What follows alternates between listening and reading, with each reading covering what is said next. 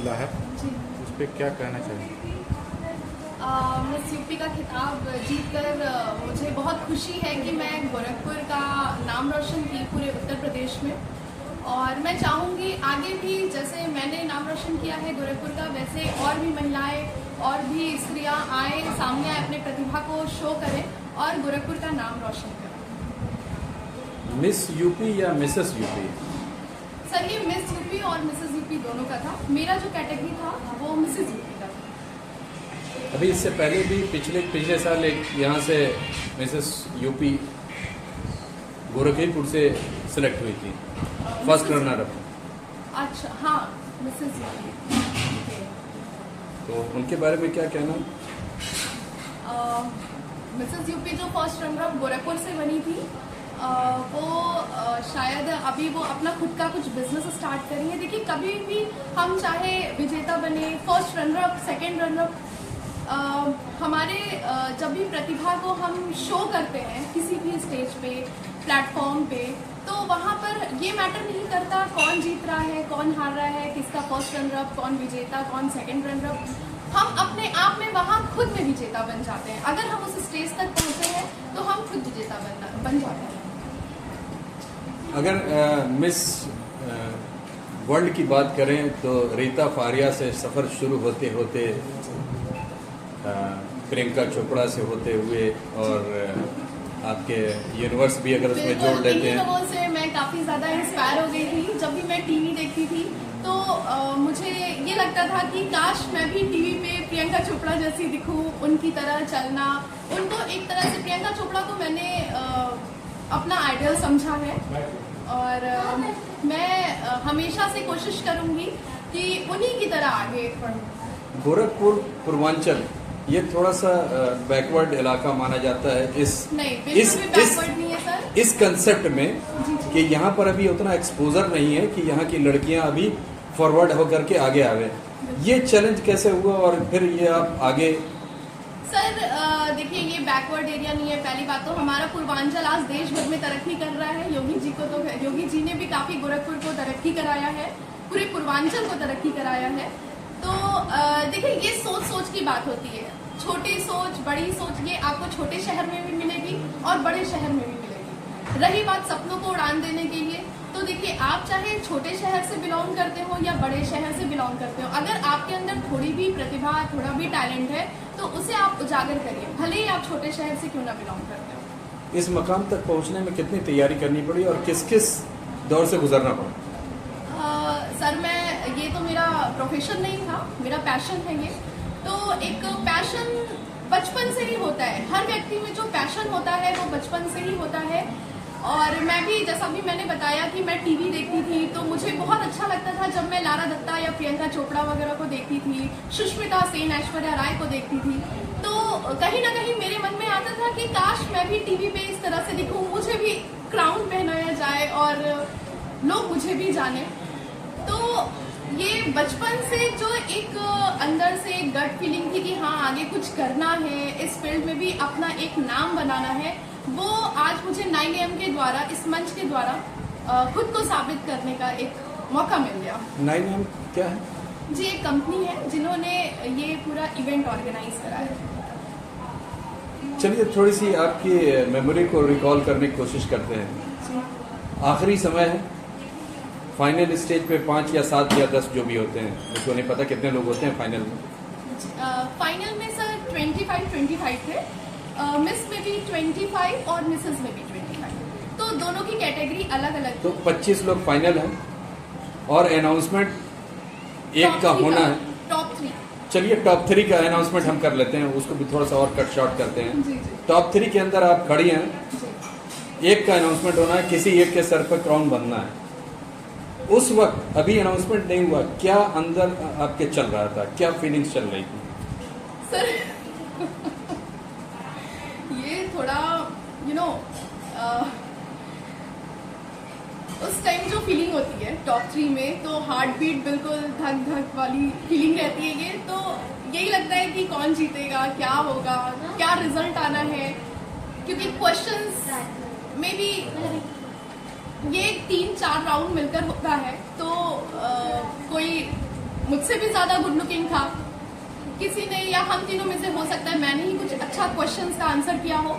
तो सारे एग्रीगेट जो मार्क्स होते हैं आपके वॉकिंग पे दिया जाता है, आपके गुड लुकिंग पे दिया जाता है, आपने कितने अच्छे क्वेश्चंस को आंसर बखूबी दिया है इस पे दिया जाता है, आपने अपना इंट्रोडक्शन इतने संक्षिप्त शब्दों में पूरी तरीके से दिया है, इस पे भी मार्क्स दिए जाते हैं।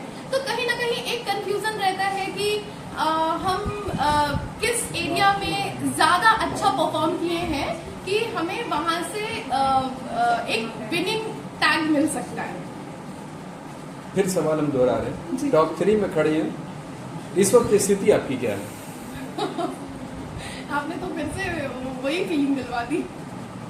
टॉप 3 में खड़ी हूँ, बस हार्ट बीट्स, और मैं इससे ज्यादा कुछ नहीं कहूंगी क्योंकि वो नर्वसमेंट तो बहुत ज्यादा रहती है और थोड़ा सा कंफ्यूजन भी रहता है, अंदर बहुत सारे क्वेश्चंस चल रहे होते हैं कि फर्स्ट रनर अप, मतलब वो स्टेज ऐसा रहता है कि प्लीज भगवान भले ही फर्स्ट रनर अप ही दिलवा देना, नहीं विजेता बना रहे फर्स्ट रनर अप दिलवा देना, इस तरह का रहता है। तो जो डिक्लेरेशन करते हैं तो पहले सेकंड रनर होता है। हाँ, पहले तो सेकंड अब रनर आप टॉप 2 में आ गए, अब क्या मनोस्थिति है? टॉप 2 में तो अब 50-50% का चांस हो गया। 50% चांस ये हो गया कि हाँ मैं जीत सकती हूँ, 50% चांस ये हो गया कि हमें फर्स्ट रनर अप भी बन सकती है। बट फर्स्ट रनर अप भी बनना कोई जीत से कम नहीं है। अगर आप उन 25 के बाद फर्स्ट रनर अप भी बनते तो मन में एक सेटिस्फेक्शन रहता है, ठीक है सपोज अगर मैं विनर नहीं बनी तो मैं फर्स्ट रनर अप तो बन ही सकती हूँ। कुछ नहीं से कुछ बेहतर, कुछ नहीं से कुछ बेहतर है, बिल्कुल सही। और फाइनली जिस वक्त फर्स्ट रनर अप का डिक्लेरेशन दिया गया, जी विनर का तो डिक्लेरेशन होता नहीं है, जी फर्स्ट रनर अप का हुआ तो उसको मान लिया जाता है विनर, और जो क्राउन ताज पहनाया जाता है उस वक्त आप नहीं, हमारे टाइम में सेकंड रनर अप का डिक्लेरेशन हुआ था और उसके बाद फर्स्ट रनर अप का नहीं हुआ, सीधे विनर का नाम लिया गया। तो विनर का नाम लिया गया, उस वक्त क्या स्थिति थी आपकी? वो टाइम तो वो इमोशन, वो स्थिति क्या थी? वो टाइम तो सर मतलब ऐसा लगा जैसे कि कोई एक ऐसा सपना देखा था जो हकीकत में बदल गया हो। चलिए पूरे इवेंट की अगर बात करते हैं तो वो कौन सा क्वेश्चन था जिसपे आपको लगता है कि that was the turning point, कि वहीं से ये घूम गया हमारे फेवर में, आपके फेवर में, क्राउन नजदीक आता चला गया? तो कौन सा क्वेश्चन था? उन्होंने मेरे से एक क्वेश्चन किया, मैम बैठी थी, उन्होंने मेरे से कहा कि अच्छा आप मॉडलिंग करने आए हैं यहाँ, एक ब्यूटी पेजेंट में आप। मैंने कहा यस मैम। तो आपको पता है मॉडल को हिंदी में क्या कहते हैं? तो वो एक बहुत अच्छा, क्योंकि वो उस क्वेश्चन का आंसर बहुत लोगों ने नहीं दिया, शायद कुछ लोगों को ही पता होगा कि जो मॉडल्स ब्यूटी पेजेंट में आते हैं उसको हिंदी में कहते क्या है एक्चुअली। सर आप लोग को पता होगा, बता दीजिए। मॉडल को मैंने जो आंसर किया था नमूना, तो वो काफी ज्यादा इस आंसर से इम्प्रेस हुई। ये सबसे बड़ा एक टर्निंग पॉइंट। चलिए आज जिस मुकाम पे आप पहुंच गए हैं इसके लिए शुभकामनाएं। आप इसका श्रेय किसे देती हैं? मैं श्रेय अपने माँ को दूंगी सबसे पहले, जिन्होंने मुझे बचपन से ही इनकरेज किया कि बेटा आगे बढ़ो। और वो मुझे आज मेरा एक 3 साल का बेटा भी है और मैं शादीशुदा हूँ, फिर भी वो मुझे आज भी इनकरेज करती हैं फ़ोन करके कि बेटा जिस फील्ड में तुम अच्छा कर सकते हो, तुम्हें जिसमें लगता है कि तुम इसमें सक्सेस पा सकते हो, उसे तुम्हें करना चाहिए।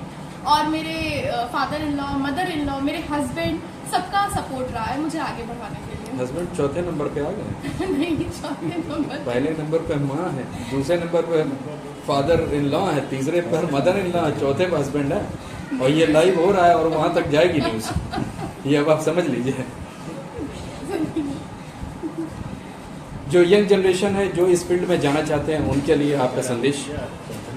मैं यही चाहूंगी कि वो इस फील्ड में अच्छे से अपना बेहतर करें। अगर आप अपना बेस्ट करेंगे, मे बी शायद कुछ ऐसे मंच आपको, कुछ ऐसे स्टेजेस मिले जहां आपको हार का चेहरा भी देखना पड़ेगा, आप शायद हार जाएं, आप शायद टॉप 5, टॉप 3 में भी ना आ पाए, बट कभी कोशिश करना मत छोड़िएगा, क्योंकि यूं ही किसी की जय जयकार नहीं होती और कोशिश करने वालों की कभी हार नहीं होती। तो कोशिश करिए, जरूर करिए, और एक ना एक दिन तो आपको जरूर डेफिनेटली ऊपर वाले का भी थोड़ा कृपा रहता है और आपकी मेहनत भी रहती है, तो जरूर आप एक दिन विजेता बनेंगे। जो भी इस तरह के विनर्स होते हैं वो विनिंग करने के बाद एक अपना एक लाइन पकड़ते हैं, चाहे वो ट्रेनिंग का हो चाहे, तो क्या इस तरह का कुछ आपका है? बिल्कुल बिल्कुल। मैं आने वाले 10 वर्षों में या यूं कह लीजिए अपकमिंग महीनों मंथ्स में ही, अगस्त सितंबर में ही मैं मिसेस पूर्वांचल आयोजित करूँगी।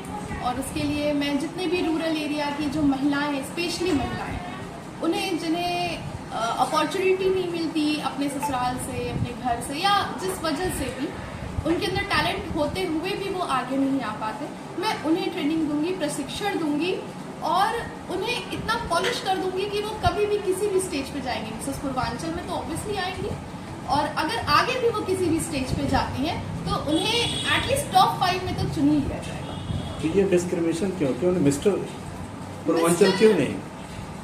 देखिए, क्या आज भी जो आधी हमारा देश आधी आबादी वो आगे से ज्यादा आगे चली गई क्या? मैं राजनीतिक वे में नहीं कुछ बोलना चाहूंगी, लेकिन जैसा आप भी जानते हैं कि हमारा जो देश है आज भी पुरुषों को ज्यादा महत्व देता है। आपको ऐसा, आप लोग भी ऐसा जानते होंगे। ऐसा नहीं है, जो भी है, बट महत्व देता है, उन्हें फ्रीडम है, उन्हें स्वतंत्रता है कुछ भी करने की। महिलाओं को स्वतंत्रता नहीं है। ठीक। आपका शुभ नाम? श्वेता श्रीवास्तव।